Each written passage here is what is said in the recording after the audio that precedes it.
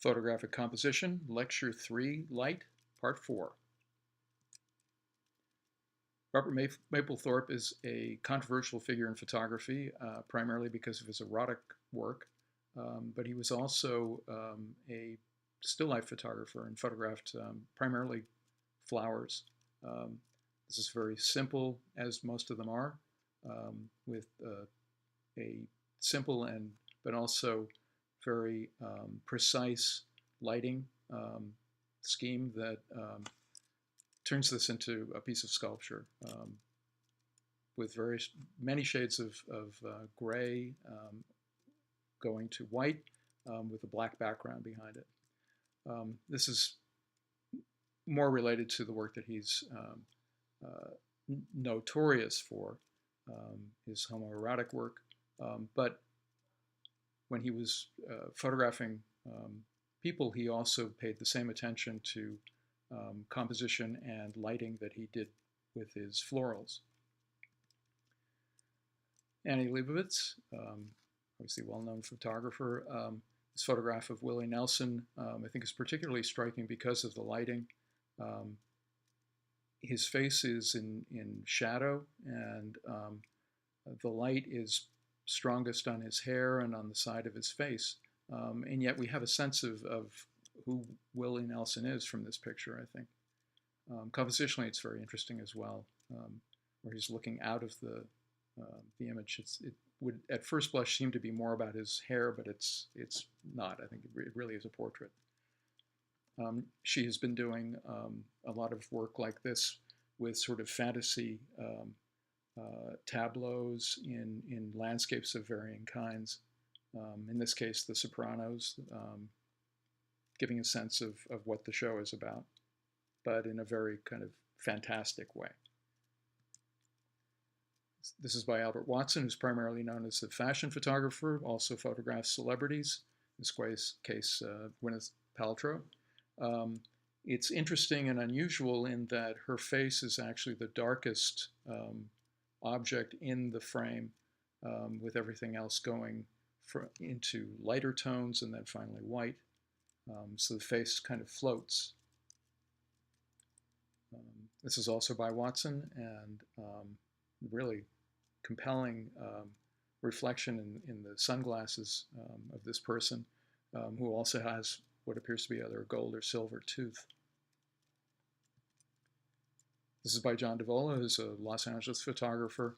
This is from what he refers to as the Vandalism series, where he broke into houses that had been abandoned and photographed them using camera-mounted flash. And he also began actually vandalizing them. He would spray paint and do other things to the interiors, but always with the intention of having the interior clear as well as the exterior, which he was able to do with his flash. This is a more recent series by Divila of houses on the perimeter of Los Angeles County, most of them taken at dusk like this, having a real sense of solitude to them, but also at a time when the interior light shows up and is balanced with the exterior light. Hiroshi Sugimoto, originally Japanese, lives in New York. This is from a series that he began in the 1970s of movie theaters. The concept, he's very much conceptualist. The concept was to start the exposure on his 8x10 camera at the beginning of the film, end it at the end of the film, and that was the only source of light. Of course, you also have the streaks from planes and helicopters and whatever else is hovering around during the exposure. In this case, most of them are taken in movie theaters. This is from a more recent series on oceanscapes, often very long exposures where there's no detail visible, and yet this has a crispness to it that I think is quite extraordinary. This is by Cindy Sherman, of Cindy Sherman. This is from the Film Stills series. It was the work that really put her on the map in the late 70s and early 80s, in which she portrays a variety of unnamed movie stars, from scenes that never really happened. And but I think the work is quite extraordinary. This is by Richard Prince, a great appropriator of imagery, and I use the word great advisedly. This is a photograph of a billboard for a Marlboro ad, and he commands extremely high prices for very large prints that he makes from them, but he doesn't share in the authorship, share his authorship with the original photographer, which some of us don't agree with. This is by Laurie Simmons, who has photographed a lot of dolls in miniature environments like this, contemporary of Cindy Sherman's. This is by Martin Parr, a British photographer, photojournalist, as well as a fine artist. And in this case, it's a resort that has been built and designed to resemble a resort. It's somewhere in England, and you get to have an island beach 365 days a year, or at least you could when this was taken. This is from about 30 years ago. He also goes to a lot of places where tourists go, and photographs the tourists, photographs the attractions, and photographs the tourists taking pictures of something other than the attraction, at times like in this photograph.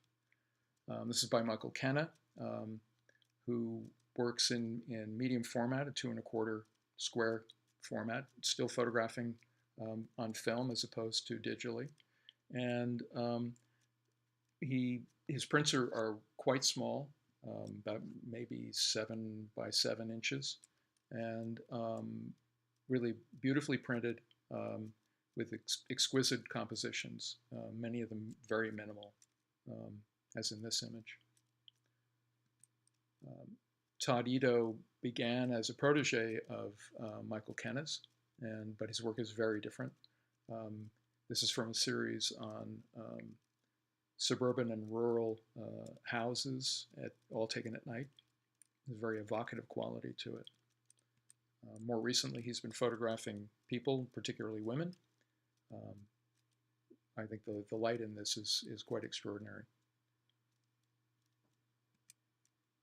This is by James Fee, who was a Los Angeles photographer, and who worked primarily in alternative processes, both alternative in film as well as in printing. Everything went through a lot of processing before it would become a final print. In this case, in most cases, this would lead to kind of dreamlike imagery.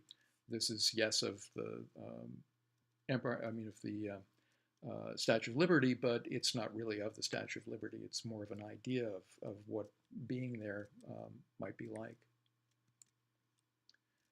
This is by Marc Platt. He rephotographs scenes that have been depicted in historical images, and in this case, he has added the original prints to his own images, which make up the background, and then the black and white and the tinted images that have been superimposed are the ones that were made in the 19th century. This is by Byunghun Min, a Korean photographer who has been doing portraiture through glass, in this case frosted glass, which as objects get closer to it, they become sharper, but still have this softness to them. It kind of resembles pointillism. Very delicate, quite beautiful portraits. This is by Sebastian Salgado, and he's very interested, or has been very interested in extremes on the planet, people who live in the extremes. This, I believe, is taken in Lapland. And his imagery tends to be very high key, very the blacks are very black, and there's a great deal of contrast to them. This is by Candida Hoffer, a German photographer who studied under the Bernd and Hille Becker, and has focused primarily on architecture, interiors specifically. This is actually kind of atypical of her work. Her work is all in color, but this is a much more colorful environment than most of her images, which tend to be much more austere. There's a quality of light here that's very consistent overall. There's while it's very intense, the light doesn't have a lot of contrast to it. It's very even. This is by Robert Polidori, an American photographer who still shoots film and takes the film, scans it, and works on the digitized files. In this case, it's Las Vegas. This is by Gregory Crewdson, who has an interesting process. He runs his shoots like film shoots. He draws up a budget. He has a crew. There are usually lights on cranes and very often special effects with fog and rain. And in the center of things, usually this kind of human drama going on between people that isn't explained and at the same time is very specific. Mario Testino is primarily a fashion photographer, also photographs celebrities, in this case Angelina Jolie. A very simple lighting scheme here with direct sunlight hitting her on the left, from the left, and from the right either a very intense reflection or a secondary light source, perhaps a strobe. David LaChapelle also photographs celebrities, but has more recently been photographing these sort of fantasies where he takes real elements and superimposes sort of bizarre elements that don't really seem to fit and are very much controlled by him. Platon is a well-known celebrity photographer, photographs a lot of politicians as well. He tends to use a very simple, direct lighting scheme. In this case, his light is directly over camera and is focused primarily on the face. And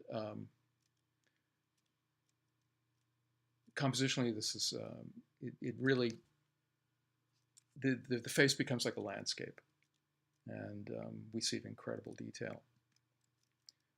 This is by Jill Greenberg, who is primarily a commercial photographer, who has become rather well known for a series that she did of small children crying. And that's not my favorite work, but this is from a series that is much more interesting to me, where she's photographed primates and other animals that with expressions that are incredibly human-like. She uses very high resolution equipment, and the level of detail in these images is just extraordinary. I mean, you can see absolutely every hair on this monkey's face and body.